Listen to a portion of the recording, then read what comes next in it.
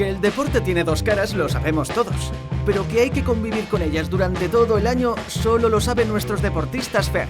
Y si no, que se lo digan a Patricia Pérez y Mireia Martínez, que después de tocar fondo en las Copas del Mundo de Sofía y Bakú, lograron 2 espectaculares bronces en el Mundial de Bulgaria y se aseguraron su presencia en los Juegos de París. ¡El equipo A Néstor Abad, que pasó de la más absoluta oscuridad por una afección cardíaca a brillar con una 16ª plaza en la final individual de todo un campeonato del mundo.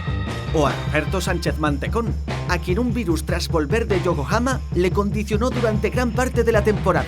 Una vez recuperado, consiguió un histórico podio en la Serie Mundial de Bermudas.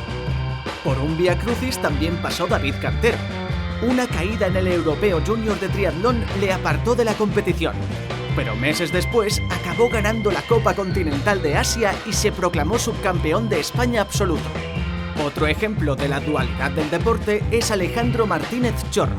Solo un mes antes del Campeonato del Mundo estaba mal de ánimos, pero tras limpiar la mente pedaleó más rápido que nunca y se colgó un reluciente bronce. Casi milagrosa fue la historia de Sebastián Mora. En 10 semanas pasó del quirófano y una operación de clavícula a colgarse una medalla en un europeo. A José Quiles no hay que explicarle que es una travesía por el desierto. El púgil alicantino ha encadenado desventuras de todo tipo. En 2022, por fin, pudo resarcirse en el Campeonato de Europa. Mientras, Ricardo Ten amplió su leyenda con más y más éxitos.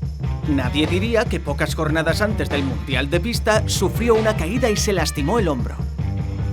Son solo algunos ejemplos de este intenso curso. Y es que el deporte se parece a las viejas cintas de cassette. Lado A y lado B. Alegrías y penas, dudas y certezas, lesiones y recuperaciones épicas. Así es, equipo FER. 2022 ha tenido 2 caras, pero 2023 solo tendrá las vuestras.